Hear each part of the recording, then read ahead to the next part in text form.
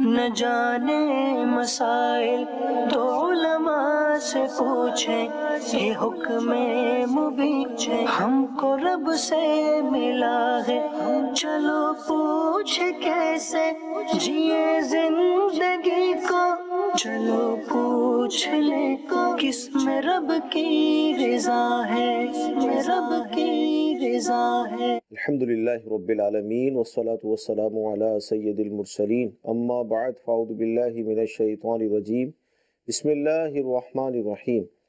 الصلاة والسلام علیک یا رسول اللہ وعلی آلک واصحابک یا حبیب اللہ، الصلاة والسلام علیک یا نبی اللہ وعلی آلک واصحابک یا نور اللہ۔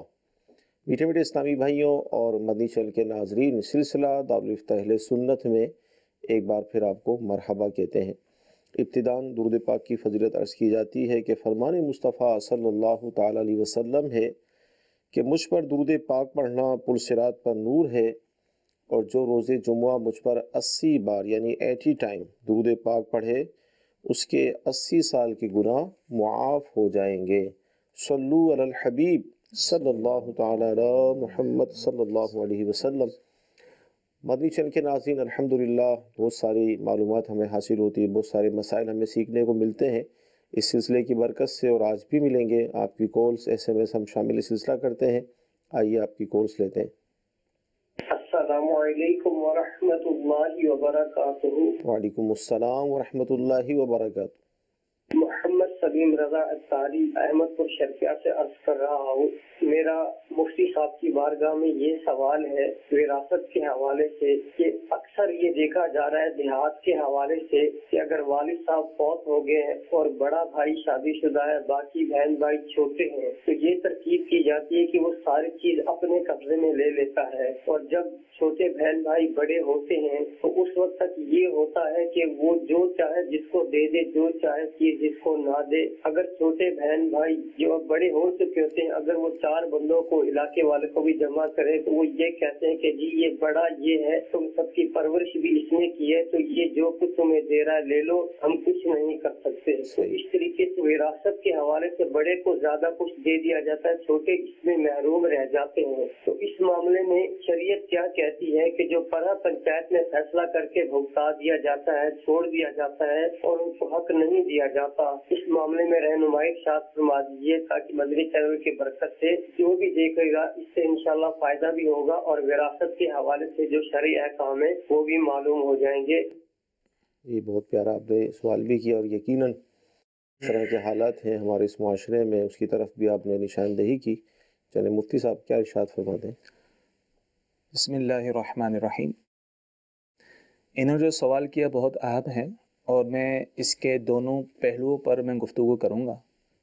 ان کے سوال پر بھی ایک طرف دوسرا پہلو بھی ہے کہ عمومی طور پہ ایسا ہوتا ہے کہ کسی شخص کا انتقال ہو جاتا ہے، اس کی اولاد میں سے ایک آدھ کوئی بڑا ہوتا ہے، باقی سب چھوٹے ہوتے ہیں، اور وہی بیچارہ محنت مزدوری کر کے جو ہے اپنے بھائی بہنوں کو پالتا ہے، ان کے پڑھائی کے اخراجات، دیگر اخراجات یہ سب اٹھاتا ہے، حتیٰ کہ نوکریاں کروانا، یہ کروانا، یعنی جب تک بڑے نہیں ہو جاتے، شادی نہیں ہو جاتی، اس وقت تک بڑا بھائی کرتا رہتا ہے۔ یعنی اس کے کئی احسانات ہوتے ہیں، اور بڑے بھائی کو اختیارات ہوتے ہیں۔ بڑا بھائی جو ہوتا ہے وہ باپ کی جگہ ہوتا ہے، اور بالغ بیٹا جو ہے یہ وصی کے حکم میں ہوتا ہے۔ سید اعلیٰ حضرت علیہ رحمہ نے اس کو لکھا ہے۔ تو لہذا جب یہ بہن بھائی جوان ہو جاتے ہیں، بڑے ہو جاتے ہیں، ان کی شادیاں بھی ہو جاتی ہیں، اب وہ جس طریقے سے اپنے بڑے بھائی سے اپنے حصے کا مطالبہ کر رہے ہوتے ہیں وہ بہت تکلیف دہ ہوتا ہے۔ جو انداز وہ اختیار کرتے ہیں بعض اوقات بہت تکلیف دہ ہوتا ہے۔ وہ سارے احسانات جو بھائی نے ان پر کیے ہوئے ہوتے ہیں وہ سب بھلا دیتے ہیں، اور کہتے ہیں بس ہمیں تو چاہیے یہ ان چیزوں میں حصہ چاہیے۔ ایک پہلو یہ بھی ہے۔ دوسرا پہلو یہ کہ جو انہوں نے سوال کیا کہ بڑا بھائی ہوتا ہے، وہ یہ سمجھ رہا ہے کہ میں جو اپنے بہن بھائیوں پہ جو کچھ کر رہا ہوں، اب میں نے ان کا کر دیا، اپنے بھائی بہنوں کی میں نے شادی کروا دی ہے، اب ظاہر ہے جو ذمہ داری تھی اب تو ان کا وراثت میں کیا حصہ ہوگا، میں نے تو ان کی شادیاں کروا دی۔ اب دیکھیں بڑے بھائی نے جو کچھ کیا یہ یقیناً احسان ہے، اور اچھی نیت کے ساتھ یہ اجر کا مستحق ہے، اس کو اس کا ثواب بھی ملے گا، اجر بھی ملے گا۔ لیکن اس کا مطلب یہ نہیں ہے کہ بڑے بھائی نے جو احسانات کیے ہیں اس کی بنا پر وہ یہ کہے کہ مجھے زیادہ حصہ ملنا چاہیے اور ان کو کم حصہ ملنا چاہیے، ایسا نہیں ہو سکتا۔ اسی طرح پنچایت والے جو فیصلہ کرتے ہیں بھائی یہ بڑا ہے، اس نے بہت کچھ قربانیاں دی ہیں تو لہٰذا اس کو زیادہ حصہ ملے گا، آپ لوگوں کو کم ملے گا، تو یہ بھی شرعی طور پہ جائز نہیں ہے۔ باپ کی وراثت میں جتنا بڑے بھائی کا حصہ ہے اتنا ہی چھوٹے بھائی کا ہی حصہ ہے، ٹھیک ہے نا، اور بھائیوں کے مقابلے میں بہنوں کا چونکہ آدھا حصہ ہوتا ہے تو بہنوں کا آدھا حصہ ملے گا، ٹھیک ہے۔ تو اس طور پہ تو شریعت نے جو حصے مقرر کیے ہیں بیٹے بیٹیوں کے، اس حساب سے تو سب کو حصے ملیں گے۔ صحیح۔ بڑا بھائی ہونے کی حیثیت سے ایسا نہیں ہے کہ شریعت نے اس کے لیے کچھ زیادہ حصہ رکھا۔ وہاں بعض اوقات ایسا ہوتا ہے کہ بڑے بھائی نے اپنی محنت سے، اپنی ذاتی پیسوں سے کچھ چیزیں خریدی بھی ہوتی ہیں، صحیح۔ تو بعض اوقات ایسا بھی ہوتا ہے کہ چھوٹے جو ہیں وہ ان میں سے بھی اپنے حصے کا مطالبہ کر رہے ہوتے ہیں کہ ان میں سے بھی ہمیں چاہیے، تو ایسا نہیں ہو سکتا۔ اگر تو بڑے بھائی نے اپنے ذاتی پیسوں سے، اپنی محنت سے کوئی چیز خریدی ہے، اس کو حاصل کی ہے، تو اس صورت میں وہ بڑا بھائی اس کا مالک ہے، وہ وراثت میں تقسیم نہیں ہوگا۔ وراثت میں وہی چیز تقسیم ہوگی جو والد کے انتقال کے وقت جو چیزیں ان کی ملکیت میں تھیں، جو جائیداد، جو زمینیں، پلاٹ، مکان وغیرہ، جو بھی سامان جو والد صاحب کی ملکیت میں تھا، یا والدہ کا انتقال ہوا تو والدہ کی ملکیت میں تھا، زیور وغیرہ، تو وہی چیزیں ترکہ بنتی ہیں اور وہی چیزیں جو ہیں وہ سب میں تقسیم ہوتی ہیں۔ ٹھیک ہے۔ تو لہٰذا میں نے دونوں پہلو پہ بھی گفتگو کی۔ بعضوں کا بڑا بھائی آتا ہے، وہ دینے کو اس کا ذہن بنتا ہے، وہ دیتا بھی ہے، لیکن جو انداز اختیار کر رہے ہوتے ہیں، ہم نے دیکھیں گے دارالفتہ میں آ کے ایسے بھائی بیچارے رو رہے ہوتے ہیں، کہتے ہیں ہم نے اتنی قربانیاں دی، اپنی جو ہے جوانین پہ لٹا دی، باہر گیا، کمایا، وہ کیا، بھائی بہنوں کی میں نے پرورش کی، آگے سے اس طرح ہی رویہ رکھتے۔ تو خیر ہمارے معاشرے میں تو آج کل تو معاذ اللہ والدین کو بھی کے ساتھ بھی اس طرح کا رویہ ہوتا ہے، برا بھلا کہا جاتا ہے، تو بڑا بھائی بھی باپ کی جگہ ہوتا ہے تو اس کی ویسی عزت کرنی چاہیے جس طرح اپنے باپ کی عزت کرتے ہیں۔ تو رہا تعلق ان کے سوال کا، وہ تو شرعی طور پہ حکم میں نے بیان کر دیا ہے کہ وہ بڑا بھائی ہونے کی حیثیت سے ایسا نہیں ہے کہ اس کو زیادہ حصہ ملے، اسے اتنا ہی حصہ ملے گا جتنا شریعت مطہرہ نے مقرر کیا ہے۔ اگر وہ اس کو نہیں دے گا تو شرعی طور پہ گناہ گار ہے، اس کو تو سخت وعیدیں آئی ہیں کہ جو کسی وارث کی میراث سے بھاگے، اللہ تعالیٰ جنت سے اس کی میراث کو ختم کر دیتا ہے۔ تو مدی چل کے مفتی صاحب نے بڑا تفصیلی جواب اس حوالے سے عطا فرمایا، یعنی اس سوال کے دو پہلو بیان کیے گئے۔ ایک تو یہ کہ اگر والد کا انتقال ایسے وقت میں ہوا کہ گویا کہ ان کا ایک ہی بیٹا جوان تھا، باقی جو بیٹے تھے، جو بچے تھے وہ چھوٹے تھے، نابالغ تھے یا چھوٹے تھے، نہ سمجھ تھے، تو بڑے بھائی نے بڑی محنت کی، ان کی پرورش کی، یہاں تک کہ شادیاں تک ان کو پہنچایا۔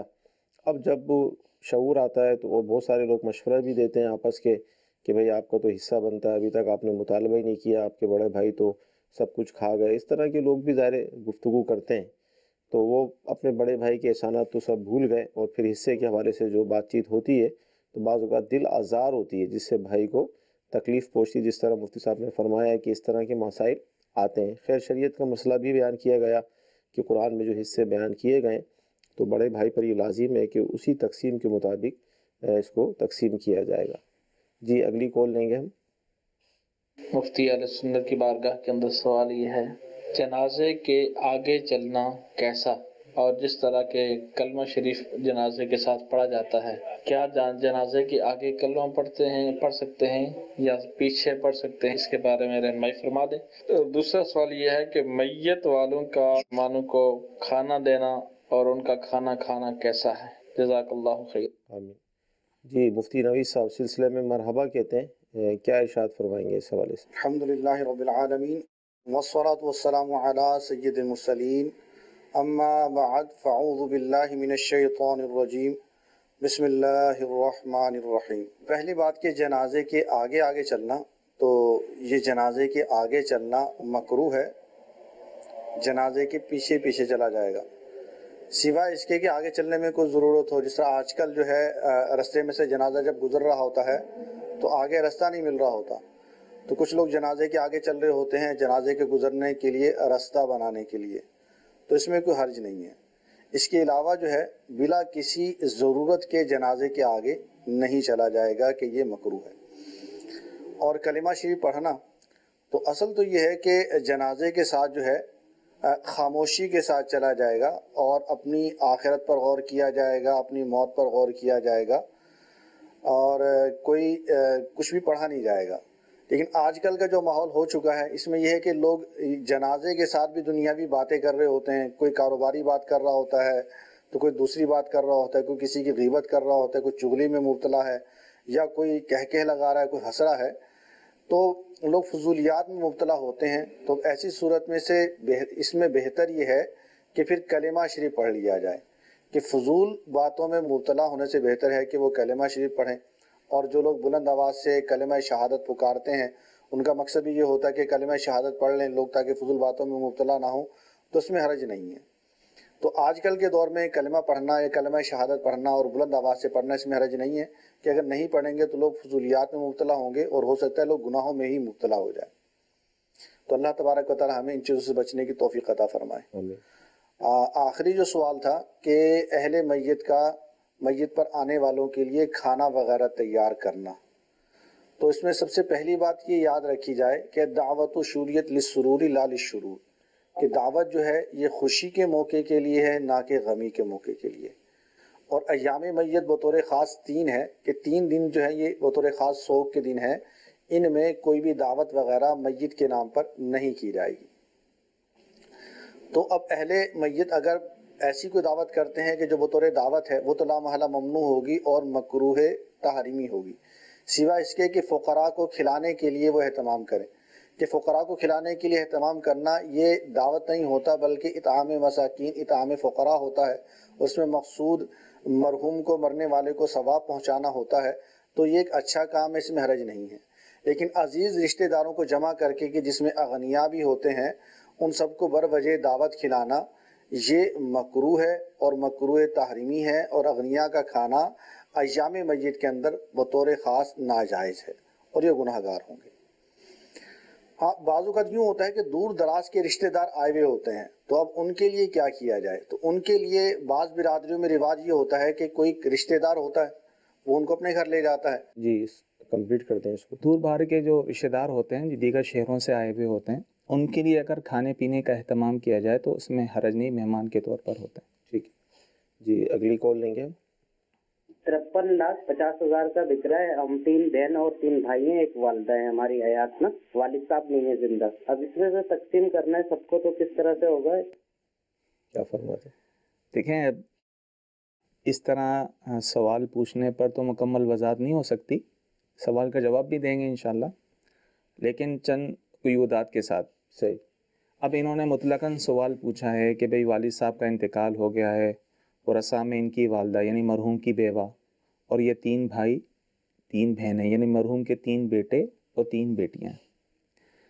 اس میں تفصیل یہ ہے کہ دیکھیں عمومی طور پہ سمجھا یہی جاتا ہے کہ وارث وہی ہوتا ہے، جیسے بیٹا بیٹیاں ہی وارث ہوتی ہیں اور والدہ وارث ہوتی ہیں، حالانکہ ورثہ میں والدین بھی شامل ہوتے ہیں، یعنی مرحوم کا انتقال ہوا اور مرحوم کے انتقال کے وقت اس کے والدین میں سے اگر کوئی حیات ہو تو ان کا بھی حصہ ہوتا ہے۔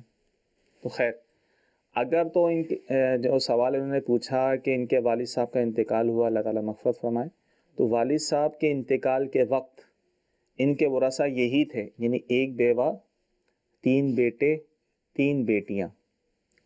تو ایسی صورت میں تقسیم اس طرح ہوگی، آسانی کے لیے یہ عرض کرتا ہوں کہ بیوہ کا حصہ قرآن پاک میں 8واں بیان کیا گیا، اگر اولاد ہو، مرنے والے کی اولاد ہو تو بیوہ کو 8واں حصہ ملتا ہے، یعنی کل مال کا 8واں حصہ، اور اگر مرنے والی کی اولاد نہ ہو تو بیوہ کو 1/4 حصہ ملتا ہے۔ تو پہلے والدہ کا حصہ نکال لیں، یعنی کل مال کا 8واں حصہ، کل مال کو 8 سے تقسیم کر دیں تو والدہ کا حصہ ہو گیا۔ اب باقی جو بچے گا، جو رقم بچے گی، اب یہ 3 بھائی 3 بہنیں، تو قرآن میں حصہ بیان ہوا للذکر مثل حظ الانثیین، بیٹے کا حصہ 2 بیٹیوں کے برابر ہے، یعنی بیٹے کو 2 حصے ملتے ہیں اور بیٹی کو 1 حصہ ملتا ہے۔ تو یہ 3 بھائی اور 3 بہنیں ہیں، تو اس طرح یہ 9 حصے ہو جائیں گے، یعنی ہر بھائی کو 2 حصے ملیں گے، 6 یہ، ہر بہن کو 1 حصہ ملے گا، یعنی والدہ کا 8واں حصہ نکالنے کے بعد کل رقم کو 9 حصوں میں تقسیم کر دیں، ہر بھائی کو 2 حصے ملیں گے، بہن کو 1 حصہ ملے گا۔ تو یہ جو میں نے اصول بتایا ضروری نہیں ہے ہر جگہ یہی لگے، مختلف اس کے جو ہے وہ اصول ہوتے ہیں۔ باقی اگر یہ تحریری طور پہ فتویٰ چاہتے ہیں تو بہتر صورت یہ خود دارالفتہ اگر آ سکتے ہیں تو دارالفتہ میں تشریف لے آئیں، یا دارالفتہ کے فون نمبرز پر رابطہ کر لیں تاکہ ان سے مکمل تفصیلات اور وضاحت لے کے متعینہ صورت میں انہیں بتا دیا جائے۔ مدنی چینل کے ناظرین، یقیناً اگر علم کو 2 حصوں میں تقسیم کیا جائے تو ایک حصہ وراثت کا علم بنتا ہے، وراثت بنتا ہے، تو لہذا مدنی چینل کے سلسلے کے اندر وراثت کے حوالے سے اگر پوچھے گئے سوال تو ظاہر اس کے اندر کچھ نہ کچھ کنفیوژن رہتی ہے، مزید مفتی صاحب کو وضاحت چاہیے ہوتی ہے کہ اور کون کون موجود ہے، جب بھی یہ مسئلہ واضح ہوتا ہے۔ لیکن آپ نے جو سوال پوچھا تو ایک فرضی صورت بنا کر اس کا جواب پیش کر دیا جاتا ہے، تو لہذا جو بھی اس طرح کے اسلامی بھائی ہیں، مدنی چینل کے ناظرین، وراثت کے حوالے سے اپنا مسئلہ چاہتے ہیں تو دارالفتہ اہل سنت یا کسی سنی عاشق رسول مفتی کی بارگاہ میں حاضر ہوں، پھر انشاءاللہ آپ کو اس کا جواب ملے گا۔ جی اگلی کال لیں گے ہم۔ میرا مفتی صاحب سے یہ سوال ہے کہ اگر کوئی شخص کاروبار کرتا ہے اور اس میں وہ ادھار کے طور پر چیزیں دیتا ہے، اپنے سامان وغیرہ، تو ان سے پھر جو قرض اسے ملنا ہوتا ہے اس پر کس صورت میں زکوٰۃ ہوگی اور کس صورت پر نہیں ہوگی؟ رہنمائی فرمائیے، جزاک اللہ۔ السلام علیکم ورحمۃ اللہ وبرکاتہ۔ وعلیکم السلام ورحمۃ اللہ وبرکاتہ۔ جی حضور۔ دیکھیں ایسی صورت میں بھی زکوٰۃ تو ہوگی جب کو نصاب کے برابر ہو، یہ صاحب نصاب ہو، یعنی انہوں نے کوئی مال خریدا اس لیے بیچنے کے لیے، اب یہ ادھار بیچتے ہیں اور لوگ جو ہے آہستہ آہستہ اس کی ادائیگی کرتے ہیں۔ ان کا سوال اس طرح کا تھا، تو یہ جو قرض ہے تو اس پر زکوٰۃ ہوگی یا نہیں ہوگی؟ تو اس پر بھی زکوٰۃ ہوگی، صحیح۔ البتہ جب جو آنے والی رقم ہے جو وصول ہو رہی ہے نصاب کے 5ویں حصے پر اگر ان کا قبضہ ہوتا ہے تو اس 5ویں حصے میں سے جو ہے وہ زکوٰۃ دینی ہوگی۔ اور اگر آسانی کے لیے یہ چاہتے ہیں کہ یہ اکٹھی ہی زکوٰۃ دے دیا کریں تو بہت اچھی بات ہے، یعنی ہر دفعہ جو ہے نصاب کا 5واں حصہ نکالنا پھر اس میں سے زکوٰۃ نکالنا تو یہ ایک مشکل امر ہے، اس کا حساب لگانا۔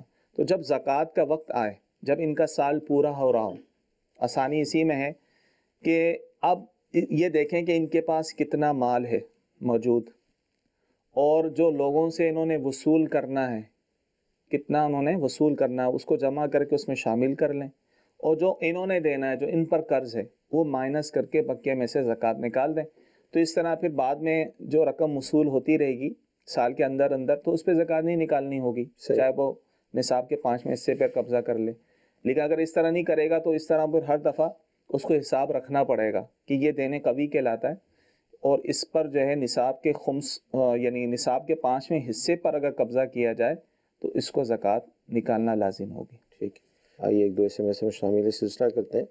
قرآن مجید کا صرف ترجمہ پڑھیں اور اس کی عربی نہ پڑھیں تو کیا وہی عربی پڑھنے والا ثواب ملے گا؟ دیکھیں وہ تو ثواب نہیں ملے گا، جو قرآن پاک کے الفاظ ہیں کہ ہر حرف پر جو ہے 10 نیکیوں کا اجر ملتا ہے، تو وہ اجر جو ہے ویسا اجر جو ہے ویسا ثواب فقط ترجمہ پڑھنے سے نہیں ملتا۔ ترجمہ پڑھنے سے بھی ثواب تو ملے گا، لیکن جو احادیث مبارکہ میں جس ثواب کا ذکر آیا ہے وہ قرآن پاک کلام اللہ کے جو الفاظ ہیں وہ اس سے مراد ہیں۔ اور دوسری بات یہ ہے کہ فقط ہمیں ترجمہ نہیں پڑھنا چاہیے، کیونکہ ترجمہ پڑھنے میں بعض آیتوں کے ترجمے ایسے ہیں فقط ترجمہ پڑھ کے ہمیں سمجھ میں نہیں آئے گی، اور پھر ہم جو ہے اپنے اندازے سے اس کا مفہوم سمجھیں گے تو کہیں گمراہ ہونے کا خطرہ ہوتا ہے۔ تو اس لیے علماء منع کرتے ہیں کہ فقط ترجمہ نہ پڑھیں، اگر پڑھنا ہو تو ترجمے کے ساتھ تفاسیر بھی پڑھی جائیں، اہل سنت کی، مفتی اہل سنت کی جو ہے وہ تفاسیر پڑھیں، جیسا الحمدللہ مکتبۃ المدینہ کی بہترین تفسیر ہے صراط الجنان کے نام سے، 10 جلدوں میں، اس کو ساتھ ساتھ پڑھتے رہیں تاکہ بعض اوقات آیت کا کوئی مفہوم ہمیں سمجھ میں نہیں آتا تو تفاسیر میں وہ مفہوم ہمیں سمجھ میں آ جاتا ہے۔ تو ترجمے کے ساتھ ساتھ ہم جو ہے تفاسیر کو بھی ساتھ ساتھ پڑھتے رہیں۔ ٹھیک جی، مزید کال لیں گے ہم سلسلے میں۔ جی مفتی صاحب کی بارگاہ میں یہ عرض ہے، غیر مسلم عورت گھر میں کام کے لیے رکھنا کیسا؟ یعنی کہ گھریلو جو کام ہوتے ہیں، برتن وغیرہ دھونا، کپڑے دھونا اور دیگر کام، اس طرح ان کاموں کے لیے رکھی جا سکتی ہے، یہ ارشاد فرماتے ہیں۔ جی نوید بھائی کیا ارشاد فرمائیں؟ غیر مسلم عورت کو گھر کے کام کاج کے لیے رکھا جا سکتا ہے، اس میں حرج نہیں ہے، البتہ احتیاط یہ ہے کہ کھانا وغیرہ پکانے کے لیے نہ رکھا جائے، اور بقیہ کام کاج کرتی ہے تو اس میں کوئی حرج نہیں ہے۔ نوید بھائی ایک ایس ایم ایس کا بھی ہم جواب آپ سے لیں گے، وہ یہ کہ عموماً گھروں کے اندر یہ ہوتا ہے کہ والدین اپنی بچیوں کے یا بچوں کے شادی کے حوالے سے کچھ رقم جمع کرتے ہیں۔ اچھا ایس ایم ایس میں یہ ہے کہ اگر ہم سامان لے کر رکھتے ہیں، مثال کے طور پہ سونا لے کے رکھا یا کوئی اور چیز، تو اس کے چوری ہونے کا خطرہ ہوتا ہے، تو کیا اب اس پر زکوٰۃ کی صورت بنے گی؟ اصل میں اس میں دو صورتیں، ایک تو یہ ہے کہ بچیاں نابالغ ہیں اور والد ان کے نام سے کچھ رقم جمع کرتا ہے یا سونا وغیرہ جمع کرتا ہے، تو والد کا ان کی نیت سے کسی چیز کو جمع کر کے رکھنا یا کوئی خریداری کرنا، تو ایسی صورت میں تو وہ چیزیں ان بچوں کی ہو جائیں گی، چاہے وہ بیٹی ہے چاہے وہ بیٹا ہے۔ اور جو نابالغ ہے تو اس پر کوئی زکوٰۃ وغیرہ فرض نہیں ہوتی، تو سونا چاندی جب نابالغ کی ملکیت ہے تو اب اس پر کوئی زکوٰۃ وغیرہ فرض نہیں ہوگی۔ ہاں وہ بالغ ہو جاتے ہیں اور پھر وہ سامان بقدر نصاب ہوتا ہے، رقم یا سونا چاندی وغیرہ، تو پھر ایسی صورت میں ان پر زکوٰۃ فرض ہو جائے گی۔ البتہ بچی بالغ ہے تو اب ایسی صورت میں والد یا والدہ جو ہے وہ ان کے لیے سونا چاندی جمع کر کے رکھتے ہیں یا رقم جمع کر کے رکھتے ہیں کہ شادی کے موقع پر ان کو دیں گے، تو ایسی صورت میں وہ جمع کرنے والے کی ملکیت ہی ہے، والد ہے تو والد کی ملکیت ہے، والدہ ہے تو والدہ کی ملکیت ہے۔ اور جو لڑکی ہے وہ تب مالک ہوگی جب وہ لڑکی کو دیا جائے گا، لڑکی کے قبضے میں دیا جائے گا۔ صحیح۔ تو جب تک وہ سامان لڑکی کے قبضے میں نہیں دے دیا جاتا اس وقت تک وہ جمع کرنے والے کی ملکیت میں ہے۔ اگر وہ صاحب نصاب ہے، اس کے ساتھ صاحب نصاب بنتا ہے یا اس کے علاوہ بھی صاحب نصاب ہے، تو اب اس نے جہاں دیگر چیزوں کی زکوٰۃ نکالنی ہے تو اس کی زکوٰۃ بھی نکالنی ہے۔ ٹھیک جی، اگلی کال لیں گے۔ جی میرا سوال ہے قصر نماز کے بارے میں۔ میں گورنمنٹ جاب میں ہوں اور اسلام آباد میں رہتا ہوں۔ میرا جو ہوم ٹاؤن ہے جہاں سے میرا تعلق ہے وہ لالا موسیٰ ہے، وہ تقریباً 140-42 کلومیٹر دور بنتا ہے اسلام آباد سے۔ اسلام آباد میں میں یہاں پر ایک فلیٹ میں کرائے کے فلیٹ میں رہتا ہوں۔ ہفتے میں 5 دن میں یہاں اسلام آباد میں ہوتا ہوں اور باقی 2-3 دن جو ہوتے ہیں وہ میں اپنے ہوم ٹاؤن لالا موسیٰ میں ہوتا ہوں۔ تو مجھے سوال یہ ہے کہ کیا میں اسلام آباد میں قصر نماز پڑھوں گا اور اپنے گھر میں لالا موسیٰ میں پوری ادا کروں گا نماز؟ نمبر 1۔ نمبر 2 یہ ہے میرا کہ کیا قصر نماز کے ساتھ جو سنتیں موقدہ اور غیر موقدہ ہیں کیا وہ پوری پڑھنی ہے اور قصر صرف فرض نماز کی ہے؟ جی مفتی صاحب کیا فرمائیں گے؟ جی ہاں، انہوں نے جو سوال کیا ہے کہ یہ لالا موسیٰ کے رہنے والے ہیں، اسلام آباد میں کام کرتے ہیں، 5 دن اسلام آباد میں رہتے ہیں، پھر اپنے گھر آ جاتے ہیں 2 دن، تو ایسی صورت میں وہ اسلام آباد میں مسافر ہی ہیں۔ صحیح۔ اور وہ قصر نماز پڑھیں گے۔ اور لالا موسیٰ میں چاہے وہ 1 دن کے لیے ہیں 2 دن کے لیے ہیں، تو لالا موسیٰ کیونکہ ان کا آبائی شہر ہے تو لالا موسیٰ میں وہ پوری نمازیں پڑھیں گے، یعنی اس میں قصر نہیں کریں گے۔ اور دوسرا جو انہوں نے سوال پوچھا کہ قصر کیا سنتوں میں بھی ہوگی، یہ یاد رکھیں کہ قصر جو ہوتی ہے وہ صرف فرضوں میں ہوتی ہے۔ ٹھیک ہے۔ وہ بھی جو 4 فرض ہوتے ہیں، ظہر، عصر اور عشاء کے جو 4 فرض ہیں ان کو 2 کر کے پڑھنے ہوتے ہیں مسافر کو، باقی نمازیں پوری ہوتی ہیں، سنتوں میں قصر نہیں ہوتی، سنتیں پوری پڑھنی ہوتی ہیں۔ صحیح جی، مزید کال لیں گے ہم۔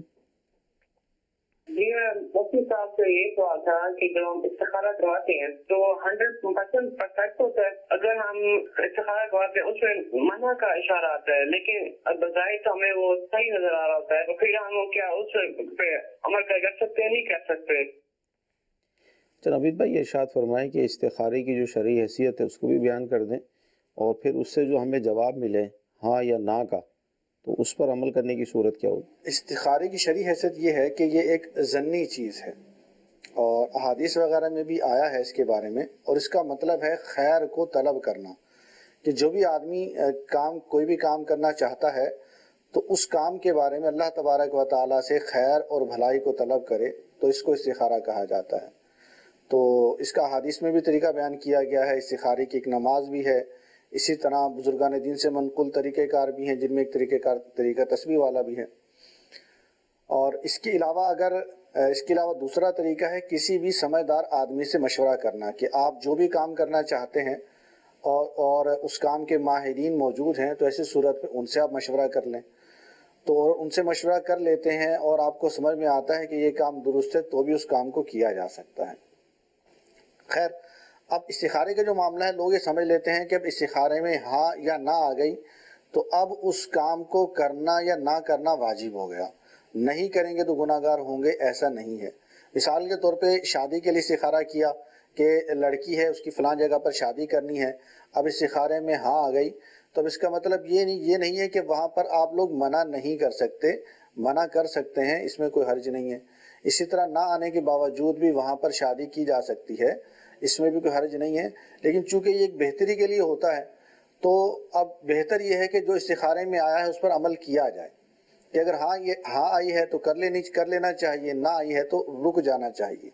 لیکن اگر کوئی اس کے برخلاف کرتا ہے تو ایسی صورت میں وہ گناہ گار نہیں ہے، شرعاً اس پر کوئی الزام نہیں ہے۔ لیکن چونکہ یہ بھلائی طلب کرنے کے لیے، خیر طلب کرنے کے لیے ہوتا ہے تو اس کی حیثیت فقط اتنی ہی ہے، اس سے زائد اس کی کوئی حیثیت نہیں ہے۔ اور اگر کوئی استخارہ نہیں کرنا چاہتا تو بھی اس میں حرج نہیں ہے، لیکن اس میں بہتر یہ ہے کہ اس کام کے ماہرین سے مشورہ کر لے۔ مثال کے طور پہ کاروبار کرنا چاہتا ہے تو جو لوگ اس طرح کا کاروبار کرتے ہیں ان سے مشورہ کر لے کہ کاروبار کرنا بہتر ہے یا نہیں ہے، اس میں کیا فوائد ہیں، کیا نقصانات، اور میرے جیسا آدمی کر سکتا نہیں کر سکتا۔ اسی طرح کہیں پر شادی کرنا چاہ رہے ہیں تو اڑوس پڑوس والوں سے معلومات کر لیں، عزیز رشتہ داروں سے معلومات کر لیں کہ کس قسم کے لوگ ہیں، یہاں پر شادی کرنا بہتر ہے یا نہیں ہے۔ ایک چیز تو یہ ہے۔ دوسرا پھر یہ ہے کہ استخارے کا مطلب یہ نہیں کہ ہمیشہ کے لیے ہو گیا، اب جہاں پر نہ آ گئی تو اب وہاں پر ہمیشہ کے لیے نہ ہے، اور جہاں پر ہاں آ گئی تو اب وہ ہمیشہ کے لیے ہاں، ایسا بھی نہیں ہے۔ تو یہ فقط اس خاص سچویشن کے لیے ہوتا ہے جس سچویشن میں، جس حالت میں وہ استخارہ کیا گیا ہے۔ اب مثال کے طور پہ لڑکی کے لیے استخارہ کیا گیا کہ یہ اس لڑکے سے شادی کرنا بہتر ہے یا نہیں ہے، اور وہ نہ آ گئی، تو اب اس کا مطلب یہ ہے کہ جو خاص جس وقت استخارہ کیا گیا تھا یہ نہ اس وقت تک کے لیے تھی، ہو سکتا ہے کہ کچھ دنوں کے بعد اس لڑکی کے حالات میں تبدیلی آئے، وہ بہتر ہو جائے آپ کے لیے، اور جب کچھ دنوں کے بعد جب استخارہ دوبارہ کروایا جائے تو یہاں بھی آ سکتی ہے۔ تو استخارہ جو ہے وقت کے اعتبار سے، معاملات کے اعتبار سے، سچویشنز کے اعتبار سے تبدیل بھی ہوتا رہتا ہے۔ اور پھر استخارہ کروا لینا اور استخارہ میں ہاں آ جانا اور استخارے کے مطابق عمل کر لینا، اس کا مطلب بھی یہ نہیں ہے کہ پوری زندگی کوئی تکلیف اور کوئی پریشانی نہیں آئے گی۔ استخارے کا مطلب فقط یہ ہے کہ یہ کام کرنا بہتر ہے اور اس میں اللہ تبارک و تعالیٰ کی طرف سے آپ کے لیے بھلائی ہے، لیکن پھر بھی اس میں جزوی طور پر پریشانیاں آ سکتی ہیں اور وہ استخارے کے منافی نہیں ہے۔ اچھا نوید بھائی، ایک ایس ایم ایس کا جواب بھی ارشاد فرمائیں۔ ایس ایم ایس یہ ہے کہ بعض اوقات فیملیوں میں اس طرح ہوتا ہے، خاندانوں میں، کہ جب تک بڑے بیٹے کی یا بیٹی کی شادی نہ ہو تو نیچے جو بھی چھوٹے ہوتے ہیں ان کے رشتے بھی موقوف ہوتے ہیں جب تک ان کی شادی نہ ہو جائے، تو شرع اس میں کیا ہے؟ اصل میں اس طرح نہیں کرنا چاہیے۔ ایک مائنڈ سیٹ اپ بنا لیتے ہیں کہ جی بڑے لڑکے کی یا بطور خاص بڑی لڑکی کی شادی ہوگی تو اب اس کے بعد بقیہ کی شادی کریں گے، تو ایسا نہیں کرنا چاہیے، کیونکہ ہر ایک کا جو معاملہ ہے اس کی قسمت کے ساتھ معلق ہے، اور اگر کسی کی قسمت میں شادی ہونا نہیں ہے یا شادی میں تاخیر ہے تو ویسے صورت میں دوسروں کی شادی کو نہیں روکا جا سکتا۔ بعض اوقات یوں ہوتا ہے کہ بڑی لڑکی کا رشتہ نہیں آ رہا اور چھوٹی لڑکی کا رشتہ آ رہا ہے اور چھوٹی لڑکی شادی کے قابل ہے، تو ویسی صورت میں اس کے رشتے کو بڑی کی وجہ سے نہیں روکنا چاہیے۔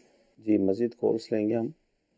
یہ پوچھنا ہے کہ میرا مسئلہ ہے کہ میں نے تقریباً کچھ عرصہ پہلے اپنی وائف کو طلاق دے دی ہے، تو ان کی عمر بھی کافی ساری ہے، بیمار بھی رہتی ہیں اور بھی خرچہ اخراجات کا کوئی ذریعہ نہیں ہے، تو انہوں نے مجھے فون کر کے بولا ہے کہ مجھے کچھ خرچہ دے دیا کرے مہینے کا جو میرا گزر بسر ہوتا رہے۔ طلاق تو ہو گئی ہے، میں بہت دور رہتا ہوں، مسقط میں رہتا ہوں، وہ پاکستان میں ہے، تو میرے لیے شرعی حکام کیا ہے کہ میں ان کو خرچہ دے سکتا ہوں یا نہیں دے سکتا ہوں؟ کچھ ارشاد فرما دیجیے۔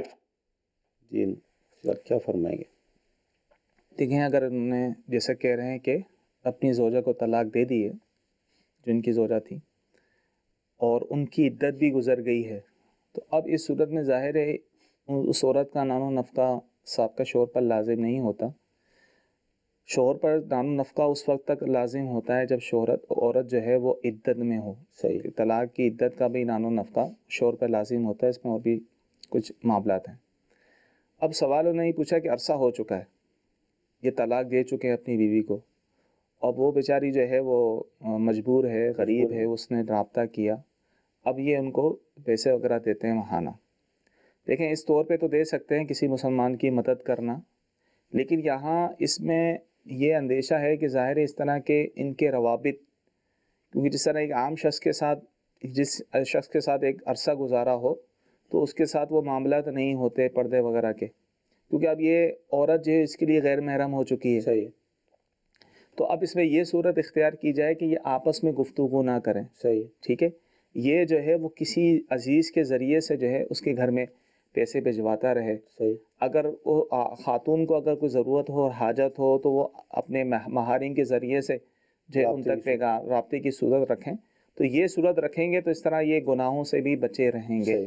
اور اس طرح یہ اچھی نیت کے ساتھ اگر اس عورت کی مدد کرتے ہیں، بیچاری غریب ہے، مستحق ہے، تو اس کو ثواب بھی ملے گا. لیکن ان احتیاطوں کو جو ہے یہ ملحوظ رکھنا ہوگا، شریعت کی پاسداری کرنی ہوگی. جی اگلی کال. محمد فاروق عطاری، ہند کرناٹک سے عرض کر رہا ہوں. میرا مفتی صاحب سے سوال یہ تھا کہ جب نماز پڑھتے ہیں تو مقتدی تو پیچھے سے امام کی نیت کرتے ہیں، تو امام صاحب کیا نیت کریں گے؟ آپ ایک مرتبہ نیت کر کے بتا دیجیے. امام کیا نیت کرتے ہیں نوید بھائی؟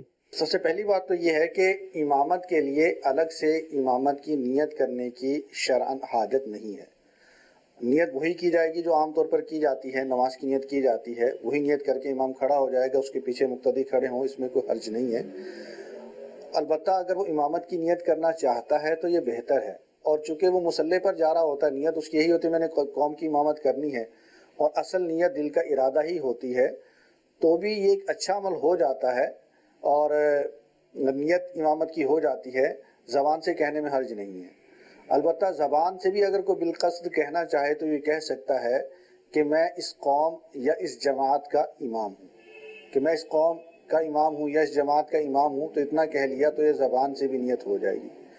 البتہ ایک صورت ہے کہ جس میں بالقصد نیت کرنا ضروری ہے، وہ ہے امامت النساء، کہ اگر وہ امام ایسا ہے کہ اس کے پیچھے عورتیں بھی نماز پڑھ رہی ہیں تو ایسی صورت میں اس کا عورتوں کی امامت کی نیت کرنا ضروری ہے. اگر اس نے عورتوں کی امامت کی نیت نہیں کی تو عورتوں کی نماز اس کے پیچھے نہیں ہوگی. ایسی صورت زیادہ تر گھر میں پیش آ سکتی ہے، جس طرح گھر میں ہے، جس طرح بیٹے ہیں، بھائی ہیں، اور والدہ اور بہنیں بھی پیچھے نماز پڑھ رہی ہیں اس کے، اور گھر میں وہ امامت کروا رہا ہے. تو اب اگرچہ والدہ ہیں، بہنیں ہیں، ان کی سب پیچھے ہیں، بھائی ہے، والد ہے، ان کی سب اس کے پیچھے ہے، اور عورتوں کی سب سے پیچھے ہے، لیکن ان کی نیت کرنا ضروری ہے. البتہ دل میں ارادہ ہے کہ میں عورتوں کا بھی امام ہوں تو بھی یہ نیت ہو جائے گی، ویلڈ ہے، اس میں کوئی حرج نہیں ہے.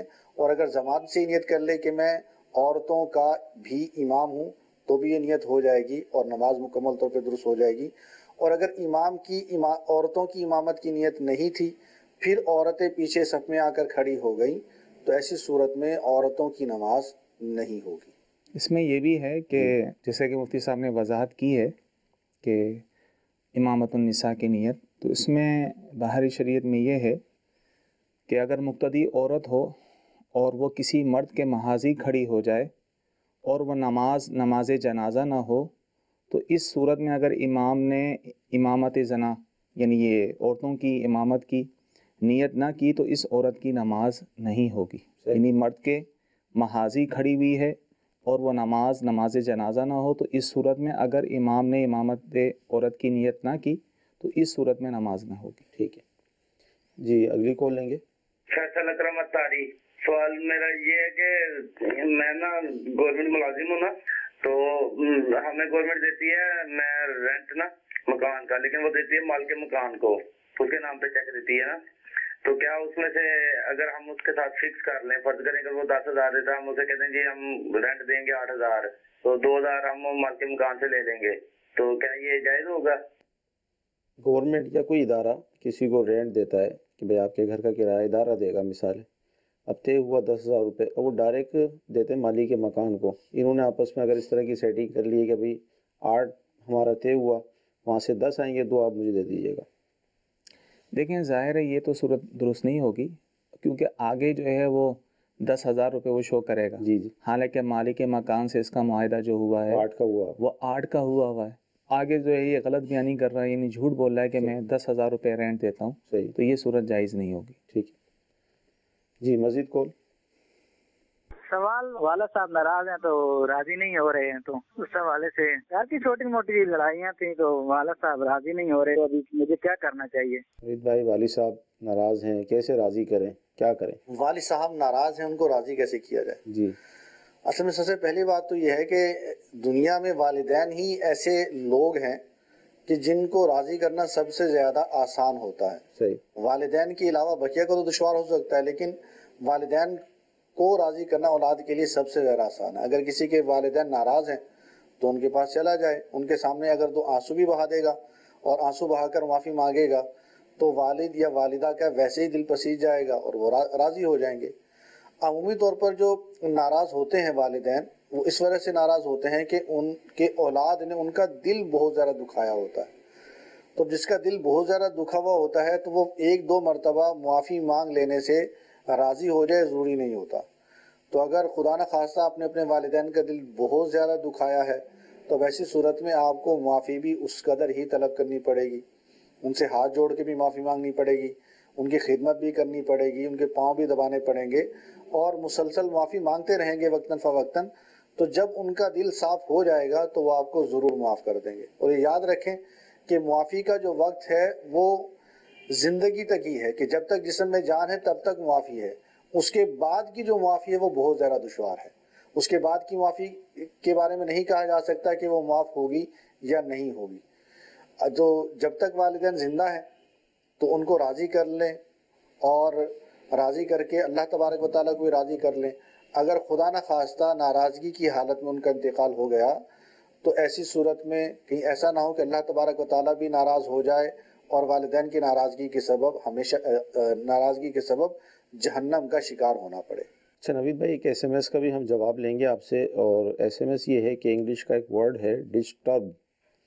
ہو سکتا ہے اس کا معنی یہ ہو کہ تنگ کرنا. تو اردو میں اگر ہم دوسری بات بھی کریں کہ یار اللہ تعالیٰ کو بار بار ناراض نہ کرو، یہ بھی ایک جملہ بن سکتا ہے. اسی طرح ایس ایم ایس یہ ہے کہ اگر کوئی یہ کہے کہ اللہ تعالیٰ کو ڈسٹرب نہ کرو بار بار، تو اس جملے کو کیا فرمائیں گے آپ؟ اللہ تبارک و تعالیٰ کو ڈسٹرب نہ کرو، تو یہ جملہ جو ہے نا ناراض کرنا کے معنی میں نہیں ہے. ناراض کرنا تو ایک ہے کہ کسی بھی کام کو بھی اللہ ایک ناراضگی کا باعث کام کیا اور اگلا انسان ہے تو وہ بھی ناراض ہو گئی. اللہ تبارک و تعالیٰ بھی نافرمانی پر ناراض ہوتا ہے. یہ ڈسٹرب کا جو مطلب ہوتا ہے، اس کا مطلب یہ ہوتا ہے کہ آپ کوئی کام کر رہے ہیں اور اس میں کوئی آپ کو تنگ کرتا ہے. تنگ کرنے کی وجہ سے آپ کے کام میں خلل واقع ہوتا ہے. صحیح. تو تنگ کرنے کی وجہ سے کام میں جو خلل واقع ہوتا ہے اس کو کہا جاتا ہے ڈسٹربنس، اور وہ آدمی جو ہوتا ہے، جو فرد ہوتا ہے، وہ ڈسٹرب ہو رہا ہوتا ہے. تو اللہ تبارک و تعالیٰ کے لیے ڈسٹرب کا جو لفظ ہے یہ استعمال کرنا جائز نہیں ہے. اور جو جانتے بوجھتے ہوئے اس طرح کہے گا کہ معاذ اللہ اللہ تبارک و تعالیٰ ہماری باتوں سے ڈسٹرب ہوتا ہے اور اس کے کاموں میں خلل واقع ہوتا ہے، یہ معنی سمجھتے ہوئے کہے گا، تو ایسی صورت میں اس پر حکم کفر ہوگا. مدنی چینل کے ناظرین، سلسلہ ہوا اور یقیناً بہت اہم گفتگو ہوئی. 2 مفتیان کرام نے ہمارے سلسلے میں شرکت فرمائی. الحمدللہ ہم نے جوابات سنے. یقیناً ہمارے علم میں اضافہ ہوا اور ہوتا بھی ہے. تو سلسلے دیکھتے رہیں گے، بتدریج آپ کے علم میں اضافہ ہوتا رہے گا. اللہ تعالیٰ کی بارگاہ میں دعا ہے کہ اللہ تعالیٰ آج کا سلسلہ اپنی بارگاہ میں قبول فرمائے. جو سنا ہے، جو سیکھا ہے، اس پر عمل کرنے کی توفیق عطا فرمائے. آمین. صلو علی الحبیب صلی اللہ تعالی علی محمد. نہ جانے مسائل تو علماء سے پوچھیں، یہ حکم مبین ہم کو رب سے ملا ہے. چلو پوچھ کیسے جیے زندگی کو، چلو پوچھ لے کس میں رب کی رضا ہے، رب کی رضا ہے.